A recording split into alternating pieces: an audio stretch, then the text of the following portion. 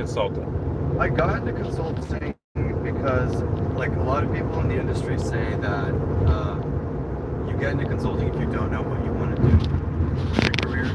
Okay. And I got into consulting because I had the opportunity to work with clients in completely different industries, in the retail sector, in the financial sector, in the medical sector, everything you can imagine, basically.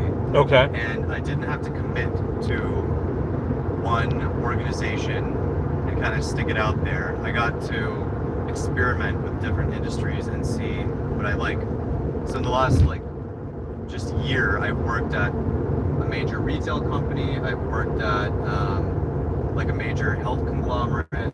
Okay. I've worked for a major Japanese insurance firm. So yeah, that's like why I got into it. How I got into it is through networking, really. Like a lot of messaging people on LinkedIn, asking for 10-15 minutes of their time to learn more, and then learning about the firms that exist. There's the MBB firms, which are like the big three firms: McKinsey, Bain, BCG. And then there are tier 2 firms: W.G.M, Accenture, Deloitte, Strategy, and learning about their recruitment cycles. So you can either come in as a college hire, which is what I did, Okay. or you can come in as an experienced hire, which is like, hey, I have experience in this industry. I think that I would be really useful as a consultant in this practice, in this industry practice at the firm. So how can I do that? Are there any subjects in college that would be the most beneficial for doing the everyday course of the job of consulting? That's a good question. I think most consultants you'll see come in with some kind of business background. So they'll have a business major in whatever, MIS or finance, a lot of finance majors, accounting. We do a lot of PowerPoint and Excel focused work, right? Okay. And a lot of that coursework is taught in the business schools in college. But we also have a lot of students who did not study business. I did not study business in college. I studied government. Okay. I had never touched really PowerPoint or Excel coming into consulting, and just had to learn it on the job, and I was able to. It's harder because there's a bigger bump you have to go over than the business kids, but I think that actually the liberal arts coursework in some ways prepped me better for consulting, because it teaches you how to critically think about a problem, and kind of zoom into the problem, but also be able to zoom out. And that's the bigger picture of what consulting is, right?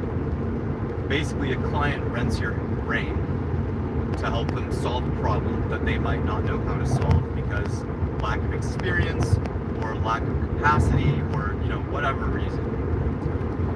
Now, your company that you work for, do you guys have your in-house consultants or do you hire outside consultants?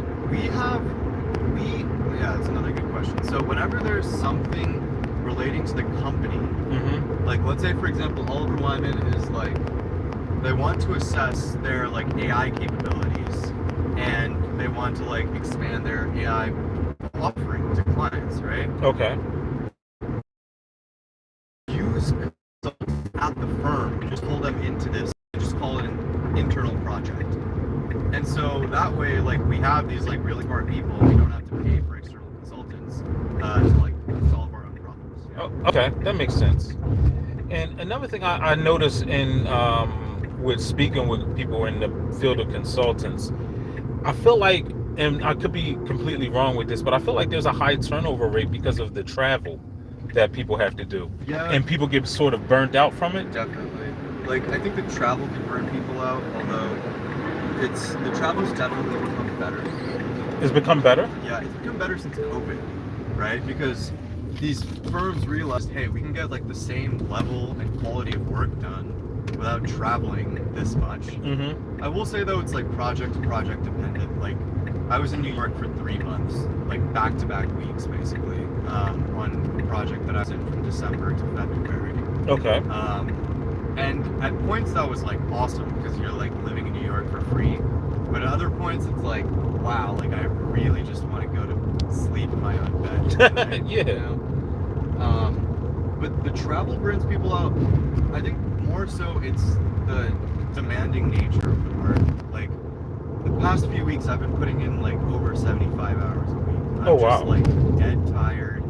I fly in Thursday night, I go to bed at 1, and then Sunday I'm like back up again to fly back out. Mm-hmm. So that cycle, especially if the work becomes demanding, can get extremely exhausting.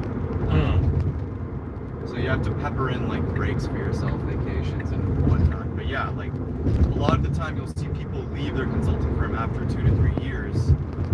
But there's good opportunity out there. I mean, maybe not as much right now, given the current, economic climate, but generally I'd say there's a higher turnover in consulting. That's interesting.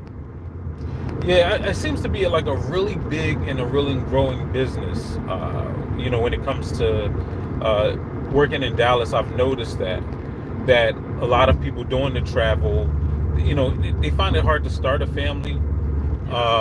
And I don't know. I think that my personal opinion is that it would probably be best to have maybe some sort of that'll be a good way for somebody fresh out of college to get experience in the workforce.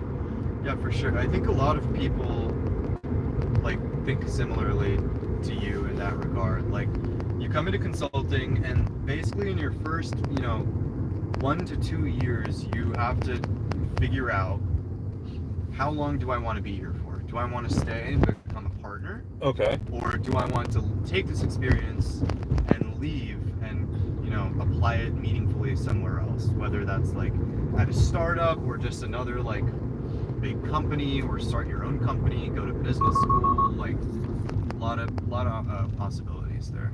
Interesting. Yeah.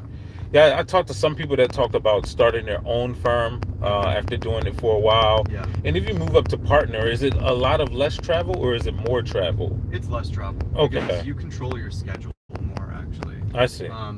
And actually, the higher up you go in consulting, the less you become an executor. Okay. And the more you become a salesman, actually, because partners are trying to sell their services, projects. Yeah.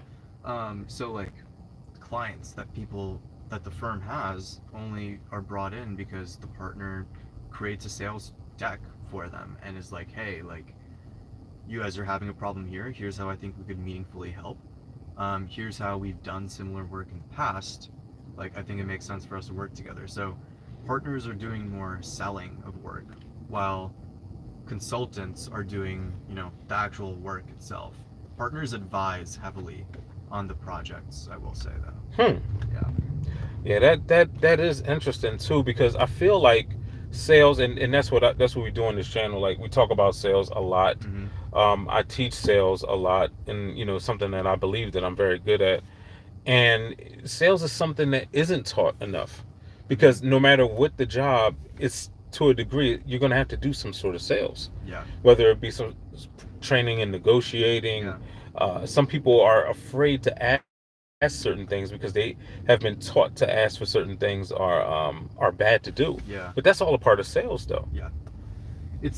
Sales is less so like doing the asking and more so like how you're doing the asking, right? So at least that's like my view on it. And I think like most jobs don't accurately teach sales. Like I think it's something that you kind of just have to pick up from like the people around you and like practice as well. Yeah, and practice. And if you're not constantly learning and applying what you're learning, there's just going to be better salesmen around you. Like, you're 100% correct.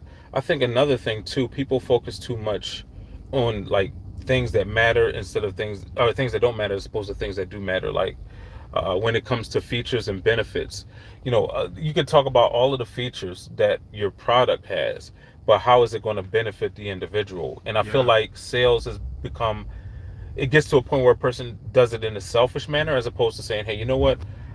How can I actually benefit the people with the services that I'm providing? Is over here right? Pretty good? I think so. Okay, I know. I appreciate it. Conversation. All right. And you enjoyed. Have a safe flight too. Thank you. I will. All right.